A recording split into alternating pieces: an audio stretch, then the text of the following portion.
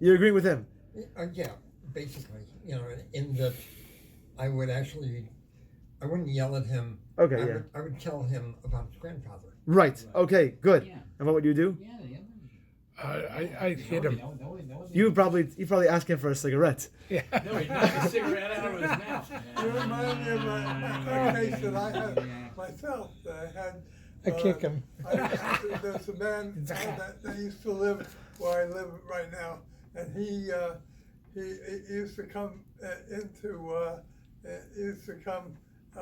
in the morning, and he would come and said, "Boy, did I have a ham sandwich last night in my room," and I spent my life working as a mashgiach. Oh my.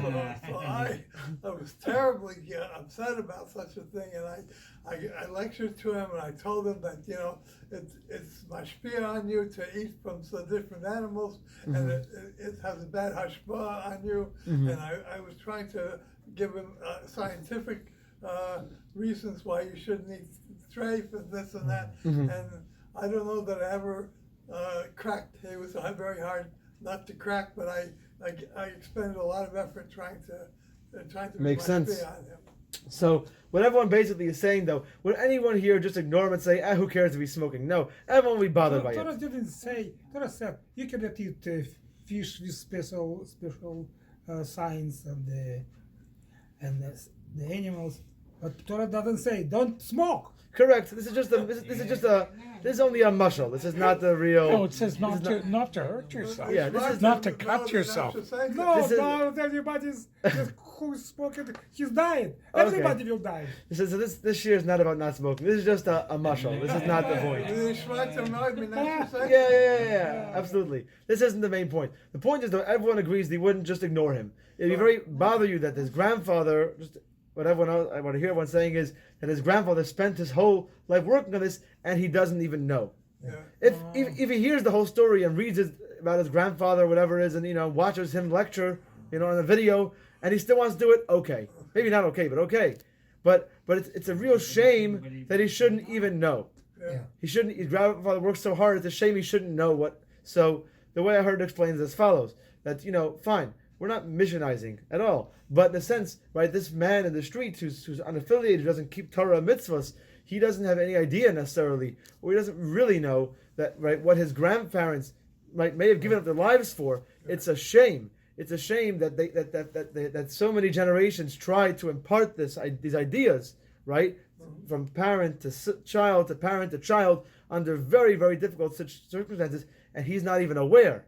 So we'd like to share that with them. They shouldn't be left out, right? Now, if someone, we try. If someone absolutely says, I tried all that and I still don't want it. Okay, so we can only do what we can do. We can't, we can't force someone, but we want to at least give them. We say, come to my house for Shabbos, not so much so I can trick you. It's so you can experience it, see what they worked for. This is not just, that's one grandparent. Here we're talking about generations, thousands of years who did this.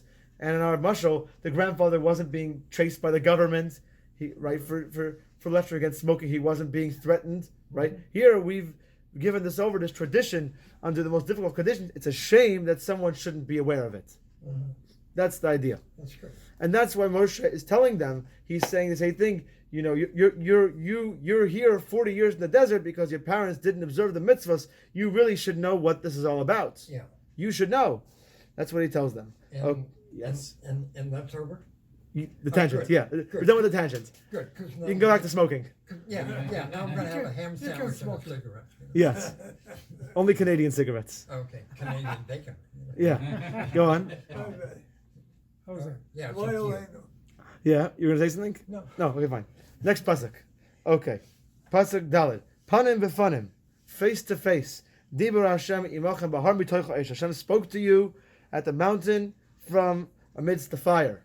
Moshe is saying it wasn't like a dream. It wasn't anything. Hashem communicated with you while you were still awake, while you were still in control of yourselves. Hashem communicated with you. Rashi explains that you can't. Right, normally you could say that, maybe Moshe changed some things. Here Hashem was speaking to them. So you heard it for yourselves. It wasn't me who was, changing a couple of words here, adding, there's an old joke about I may not quote it right. Let's hope I can get this right. This joke just came spontaneously. There's a joke about You're really hot today. there's a joke about a fellow in I think it's actually a Russian joke in the communist parliament in the days of Stalin. So he gets a telegram, and it says something like this. It says, "Comrade Stalin, you're right, I'm wrong. Signed, Trotsky." Right. Right. So then they say that okay, well, wonderful, revelation. Right. Then the Jewish fellow comes in the back and says, "Can I read that?" He says, "Sure." He says, "Comrade Stalin, you're right, I'm wrong. Signed, Trotsky." Yeah. So obviously, a lot has to do with the way you read things or the way you put in words. So Moshe says, you might think that I changed some words. Well, the problem is I didn't communicate. Right? You heard it from Hashem, so I couldn't have changed anything because you heard it from him directly. There's no room for misinterpretation here. And the next pasuk says, "Anoichi, Ami bein Hashem u'beinechem." I stood between Hashem and you. He at that time lahagid lachem as tvar Hashem, to tell to you the word of Hashem. Ki yireisim mipnei ha'esh, because you were afraid of the fire. V'lo yalisem bahar, and you did not go up to the mountain. Lamor, saying. So before we get into the nuances, the details of the psukim, we're just going to summarize basically what's going on here. Moshe is saying, now I'm going to give you the Aseres Dibros again, the 10 Commandments. And he says that I stood on the mountain right between you and Hashem because you didn't want to go up. Okay. Now let's talk a little bit about Psukim Dalet and Hey. There's an interesting point which the Mefarshim note here. Pasuk Dalet says, Moshe says that Hashem spoke to the Jewish people face to face. Obviously, it's not literal. Hashem doesn't have a face, but the idea is right. There was no middleman. There was no intermediary. And what does Pasuk Hey say? Pasuk Hey says, anybody help me out over here? What does Pasuk Hey say? Anachi. Right. In the Hebrew, English. Someone tell me what Pasuk Hey says. I stand between you and Hashem. Right. So Pasuk Dalet says Hashem spoke to you directly. Pasuk Hey says I stood between you and Hashem and told you what Hashem said. Yeah. How do you put those two together? Well, at first God started speaking to all of us. You know, and so I'm just citing the Midrash. Okay. So God spoke to us, and supposedly we all died, and God restored us. Good. And then we asked Moses to intercede. So it's talking about two different parts of the 10 Commandments. The first two, says the Gemara, we heard from Hashem. Yeah. We actually heard all of them from Hashem. Yeah. But the only two we understood were the first two. We didn't get past that. That was about all we were able to take. How did we hear the first 10? How do we hear the first 10? We only heard the first 2. Again, according to Chazal, we heard all 10 because Hashem said all 10 at once. Yeah. Something which is not physically possible for a human being to understand. But the only two able to understand were the first two. Yeah. Oh. And even in the first two, we're going to see an example that they didn't even get the first two entirely. Yeah. But that was as much as they're able to repeat afterwards. The rest, the next 8, Moshe had to explain to them because they had no idea what they were even hearing. Okay. No. How can they hear the first 2 if they was combined with the first 10 with the first 8? Obviously, because Hashem willed it that way, they would only get those 2. I don't know. It's obviously a supernatural phenomenon. I don't know how they got anything. Maybe he had the volume of those 2 higher than the volume of the other ones. Yeah, I have no idea. It was not a natural phenomenon. That's why they weren't able to deal with it. Whatever reason, Hashem wanted them to hear those 2, so they got those 2. But the rest of the 8, they were kaput. They did not get those at all, and therefore Moshe had to explain those to them later because they had no idea, but they'd heard them. But they had no idea what it was that they'd heard. They couldn't tell you at all what they heard. Who says this? Another way of doing it. It's several different sources there. The Gemara says it. The Ramban explains the Gemara.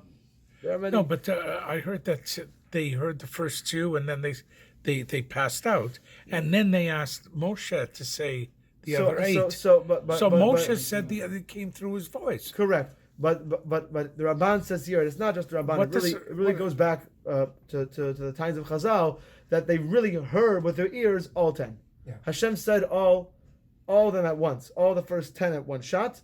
But the only two they were able to actually understand were the first 2. So it's as if they didn't hear the other 8. They heard them, but they had no idea what they heard. How can they understand the first 2 if they don't understand That's what everyone's the other asking. 8? So I don't know. That's why That's the way Hashem wanted it to be. It's not something which you can wrap your mind around, probably, unless you happen to be a Navi.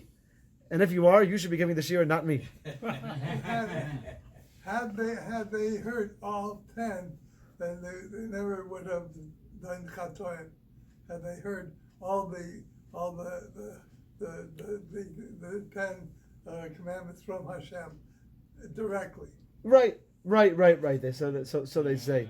There's also an opinion that says that all the positive mitzvahs were included in the first one, and all the negative, the loisas says, the don'ts, were included in the. So there's a lot being included here. Everything is packed. Again, Hashem's doing the talking. Not So only 10 commandments they're here. They know about 600. that's what I was saying. Right. They were packed into the first two. Right. There's a poem recited by in some shuls on Shavuos that goes through, that explains how all of the Chazarot. yeah, we talked about this. I have it. Yeah, we spoke about this. Right, just Yeah. last week we were talking about this. That's right. How we get back into that again? Okay, so Sadyagon. right. Composed a poem which shows how all the mitzvahs are included in the first 10. Yeah. But in any case, the bottom line is they heard the first two, and they actually heard all of them, but they only comprehended the first two, and the other 8 did not, and therefore the second pasuk is saying that Hashem, that Moshe stood in as an intermediary, as a middleman, and explained them to the Jewish people. Something that has always helped me understand this is, so what is the first word? How did God pronounce the first word? In fact, what is the very first letter? There's an aleph, that's right. And what's the sound of an aleph? Silent. Silent. Very interesting. So when God started speaking the 10 Commandments to us, he actually started speaking silence, of course. Okay, you better watch out. He's competing for you for the prophecy award for this year. Oh, okay. Got to watch out. Yeah, competition. I don't know, honestly. I can't confirm. I have no idea. Oh, No, You but know? it says that we get that's back. where I met you. Oh, met me at Sinai. Met you. Okay. The it's speculation. It sounds good, but I have no idea. The kind of thing it's impossible to know. It wasn't a natural phenomenon. It was Hashem doing the speaking. So much so the people there didn't believe it was possible for a human being to experience what they experienced, and normally it's not. So it's unlikely that we could really explain it with anything. But that's the way it was. They heard all of them, understood only the first two in a limited way, and the other 8 forget it. And they had to have Moshe explain them. Or did he actually stand on the mountain and say them in a loud voice? So he did say them in a loud voice. The Rashi So says he wasn't teaching them; he was saying them. correct. Here he taught. Megaphone. He said them. Right, he said them. But Hashem also said them. But when Hashem said them, they couldn't understand what Hashem was saying. So Moshe said them, and that clarified it for them. Even so, here the second time, if we get there, doesn't mean we're going to get there today, but we'll try and see a little bit how Moshe explained a little more here in Parashat Veschanan to add to what he said in Parashat Yisro. And we're going to get to that right now. Maybe we'll skip the other point I was going to make, because let's try and get into the Aseres HaDibros. Okay. So now, it'll be a good idea for those of you who have a Chumash, if all those of you who have Chumashim here, and for those of you who have the Chumashim that are not only using the Sefer Devarim, it'd be good to keep your finger one page open to Parshas Yisro. I'll tell you exactly where that is, which psukim we're dealing with. The Aseres HaDibros there, because we're going to read those first, and then ours in Parshas Veschanan, and see how, in what ways they're similar, and in what ways they're different. In which book? Yeah, that's exactly what I'm about to get you now. We're gonna fumble for pages again. Here we are. So it's Parashas Yisro, and the exact psukim are Perek Chav Pasuk Aleph In which book has her? In which book? Page in two. Shmos. Page 2. Shmot Yitro. Small. Yeah, Shmos. Yeah. Thank you. You're welcome. Okay. Yeah. Yeah, I'm sorry. I don't know Chumash. Okay. What's the first commandment? Yeah, that's what we're gonna do. We're gonna read. Origin. Yeah. We're gonna read it pasuk by pasuk, and then we're gonna contrast it to what we have here in Parshas Veschanan. Okay, everyone ready? Save time. Say them all at once. Yeah. He's not God. They don't pay me enough to do that kind of thing here. Vayedaber Elokim es kol hadvarim ha'el lemor. Hashem spoke all of these words saying, Anochi Hashem Elokecha, Asher Hoytzicha me'eretz Mitzrayim beis avadim. I am Hashem your God that took you out of the land of Egypt from the house of slaves. Okay, The same. good. That's pretty Same. similar. I think that's- And now I lost my No, place that's here. the same, absolutely. Yeah. That is the same. Well, That's you similar. call it Hotzi Sifa is the difference. Well, they both- Yeah, I'm they sorry. both say I lost my own place. The was- other one- the other- Hold on. Sorry. Give me a second. Okay. I'll tell you. Great. Lo yelecha Elohim acherim al panai. There should not be to you gods of others al panai, which literally means upon. What does al panai mean? Face. On my face. On my face. But just by the way, what does that mean? In Even my the simple face. In understanding. front of me. In front of me. So Rashi says, pretty straightforward. In front of me is Hashem's way of saying everywhere, because Hashem is, after all, everywhere, and therefore there is no place in the universe or beyond that, whatever you want, right, where you can do avodah zarah. I just saw today interesting. The Rashbam says, Rashbam was Rashi's grandson. Very interesting interpretation. He says, Al panai, on my face, means as follows. It means that there are two types of idol worship. There are some people who will worship idols and they don't serve Hashem. They refuse to recognize Hashem. Right. There are also a lot of people, and I would say a lot of people, if not the majority of people, of Jews, in the times of Tanakh, did both. They worshipped Hashem and they somehow worshipped idols as well. Either as an intermediary, as a middleman to Hashem, or because they just couldn't control themselves, whatever it might have been, but they did both. They did both. What is They the could. reason? What is the reason? So I said some of them might have mistakenly thought that they needed that the idol was like a way to get through to Hashem. It was like a lower god that they could use to connect to Hashem, and some of them might have just had a tremendous taiva, a craving to worship, desire to worship Avodah Zarah, and they just couldn't hold themselves back, So right? And they were on my side, Talmud Ashtei Seifim. correct, and that's why Eliyahu, in the times of Eliyahu, there was a great spiritual epidemic. The Jews were worshiping the Baal, right?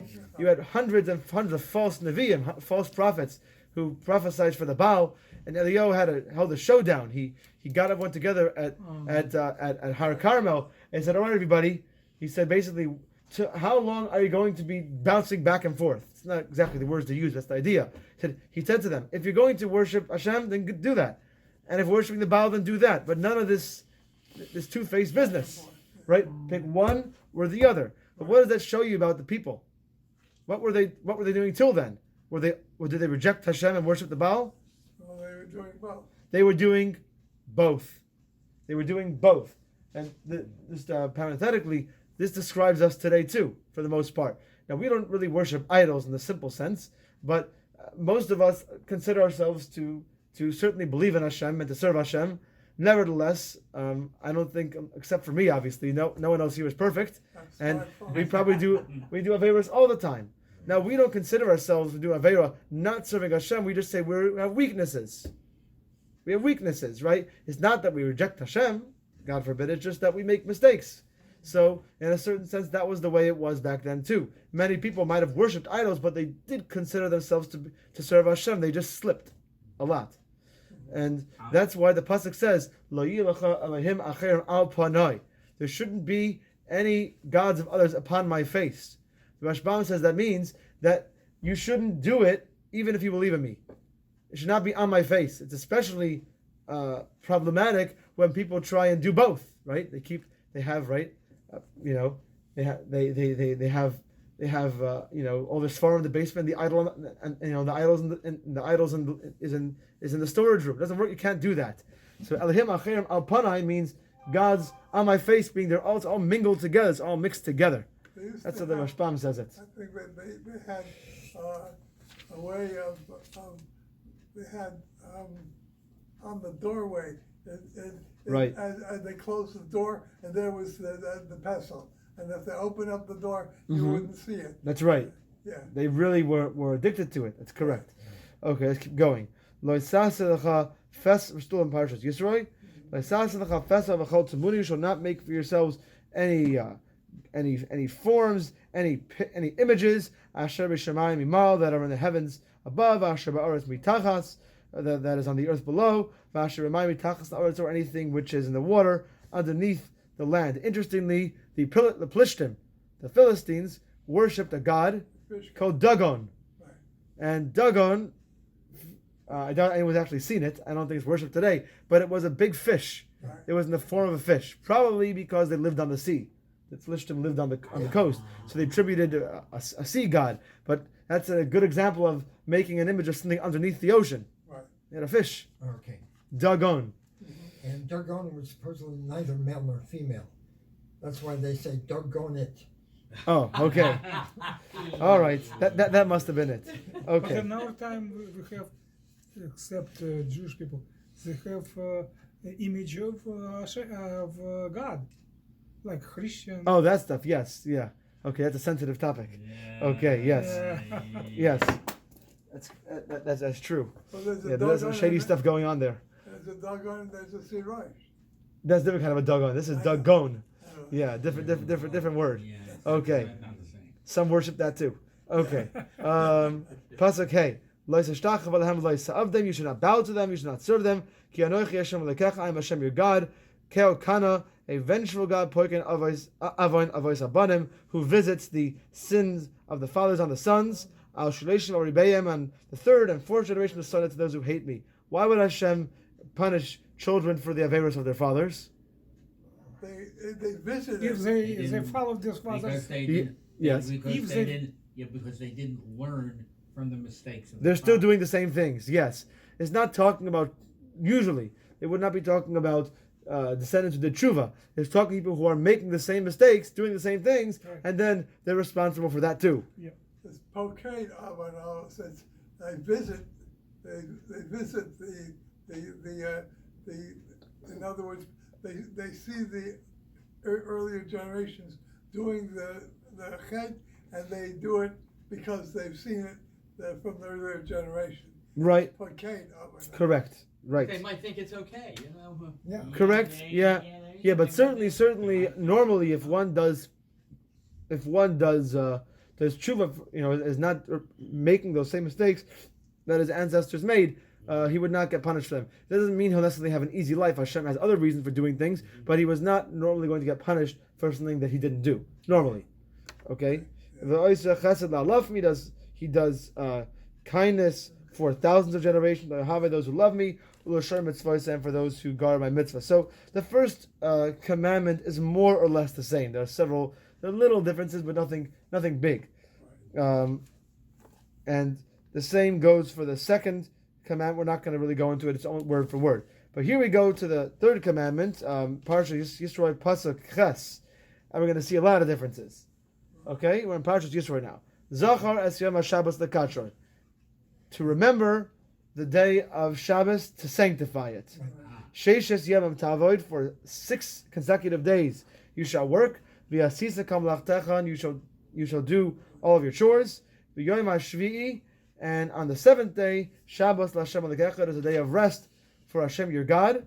Lo yisasa kol malacha, you shall not perform any work. Ata uvenecha v'itecha, you or your son or your daughters. Avdecha, your slave. Va'amasecha, and your maidservant. Uvamtecha, and your animals. V'gercha asher b'sharecha, and your convert that is at your gates. Ki sheishes yamim, for a consecutive period of 6 days.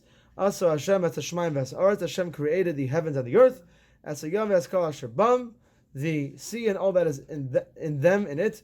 V'yonach b'yom hashvi'i, and he rested on the 7th day. Alkein, therefore, Beirach Hashem es yom Shabbos v'yikachei, Hashem sanctified the day of Shabbos, and he blessed the day of Shabbos, and he sanctified it. That's right. Make Kiddush. Challenge coming soon. Right. Did we say these psukim in Kiddush? Daytime Kiddush. Correct. Okay, so I forgot the kichel and the herring. I apologize. Maybe next time. Okay. And the date Raglach. So, and snaps. yes, that's right. Schnapps. Yeah. For sure, the schnapps. Now, Now, that's right. Now, the by the way, before we get into the Parsha V'Eschanan, what kind of, when it says that your servant, your slave shall rest, what kind of slave are we talking about? Jewish slave? Good. That's right. You should be more sure of yourself next time. That's right. Yeah. Correct. In Eved Ivri, a Jewish servant has to rest anyway because he's Jewish. Interestingly enough, the Eved the Torah taught was an Eved Kanani, a non-Jewish slave. Now we don't really have this today. We don't really have either one that I'm aware. But there is such a law of an Eved Kanani. We've talked about that in a different shir a while back. And Eved Kanani is at least more than halfway Jewish. Okay, and Eved Kanani cannot be your Shabbos guy. Right. He can't. He has to keep Shabbos, right? You got to feed him. But besides for that, he's not allowed to do any loy saseh in the Torah. Basically, almost any loy saseh in the Torah, he's not allowed to transgress. So he can't be a Shabbos guy for you. You can't feed him pork rinds because they're cheaper, right? Than satmar shchita, right? You can't do that. You don't have to observe all 613 though, right? No, Right. he's generally obligated in those mitzvahs that a woman are obligated in. Okay. But that's a lot of mitzvahs, That is a lot. right? So in case you're considering to buy an Eved Kanani, think twice before you do it. It may not be the most worthwhile investment. He can't do a lot of things you'd want him to do. No Yeah. butlers.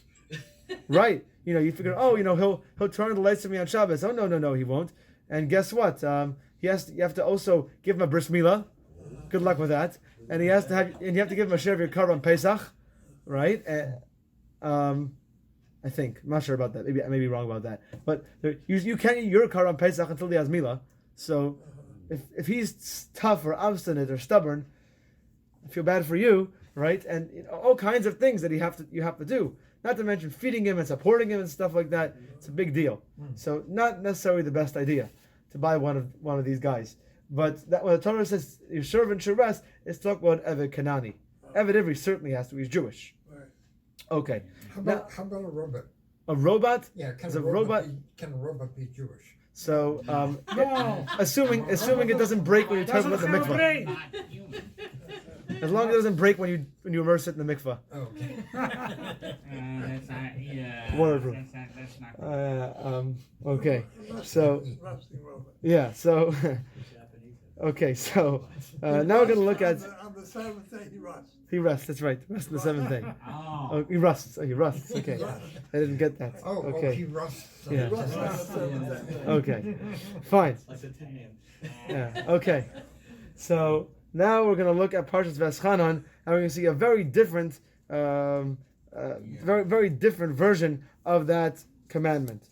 So Pasuk Yud Beis, Parakei Pasuk Veschanan, Shamar, Esem Lek Shabbos Lekadra, guard the day of Shabbos, sanctify it. There it said, remember. Here it says guard. Yeah. Kasher tzivcha Hashem Elokecha, like Hashem your God commanded you. That either refers to the first time at Har Sinai or prior to that. Many, if not most opinions, say that the Jews got Shabbos before Har Sinai. They were obligated to keep Shabbos before Har Sinai. Do you know where they got this commandment? In a place called Mara. One of the if you look in 2 weeks ago's Parshas Maseh, one of the rest stops the Jews stopped at was known as Mara. Yeah. It wasn't much of a rest stop. There was nothing to drink there. But Because it was not in Not in Egypt. It was in the Bamidbar. right, that's what I'm saying. It was a rest stop. They stopped there on the journey to the Midbar. And there Hashem gave them several mitzvahs, and one of them was Shabbos. A couple others as well. So, Sheishes Yamim Tavasitikam Lachtecha, for 6 days you shall work, you shall do all your work. Okay. V'yom hashvi Shabbos L'Hashem Elokecha. The 7th day is a Shabbos for Hashem your God. L'sasa kol malach. You shouldn't do any work. Ata u'vincha, you or your son, u'bitecha, your daughters, v'avdecha v'amasecha, and your slave, your maidservant, who's also a Canaanite maidservant, by the way. V'shorcha v'chamorcha, your ox and your donkey. Doesn't talk about those in the first commandments. V'chol b'hamtech, and all your animals. V'gercha sheb'shirecha, and your convert at your gates. Leman yanuach avdecha v'amascha kamoicha, in order that your slave and your maidservant should rest like you. So, what's there a big emphasis on in this repetition? Animals. Animals. Okay, and what else? Compassion. Compassion.